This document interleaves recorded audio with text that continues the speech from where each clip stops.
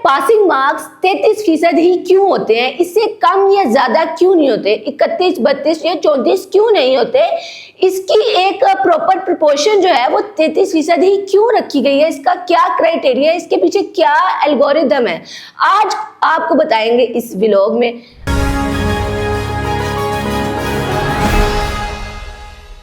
अस्सलामुअलैकुम जी, पाकिस्तान खबर टीवी के साथ मैं हूं आपकी मेजबान फारिया बट। उम्मीद करती हूँ आप सब खैरियत से होंगे।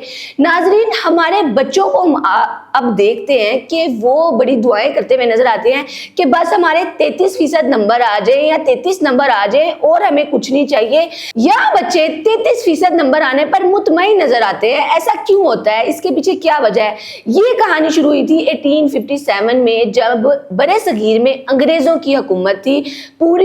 पूरे बरसगीर में अंग्रेजों का राज था और वो चाहते थे कि वो मुसलमानों पर, हिंदुओं पर, सिखों पर हुकूमत करें। और तब उन्होंने ज़रूरत महसूस की कि हम इतने जाहिल लोगों के साथ नहीं रह सकते, इनमें थोड़ी बहुत मैनर्स, इनमें थोड़े बहुत एटिकेट्स होने चाहिए।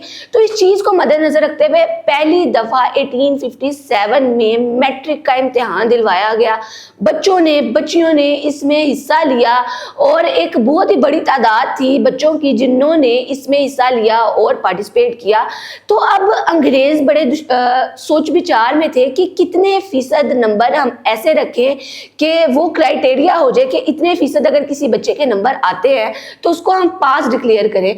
तो इस सोच में वो बड़े परेशान थे और इसी सोच की वजह से, इसी तशवीश की वजह से एक खत भेजा गया बरतानिया में, बरतानवी हुकूमत को कि हमने यहाँ मैट्रिक का इम्तिहान दिलवाया है तो पासिंग मार्क्स कितने रखने चाहिए। तो बरतानवी हुकूमत ने इसमें सोच विचार के बाद दोबारा बरसगीर खत भेजा कि यहाँ के लोग आधी अकल के हैं, इनमें इतनी अकल नहीं है कि बरतानिया में जो बच्चे पास हम करते हैं वो तो हम 65% पे करते हैं, लेकिन यहाँ के बच्चों से तो इतनी उम्मीद नहीं है कि ये पहली दफ़ा इम्तिहान में इतने नंबर ला सके। इसलिए चूंकि ये हमारे बच्चों से अकल में आधे हैं, इसलिए इनके मार्क्स भी हमारे बच्चों से आधे होने चाहिए।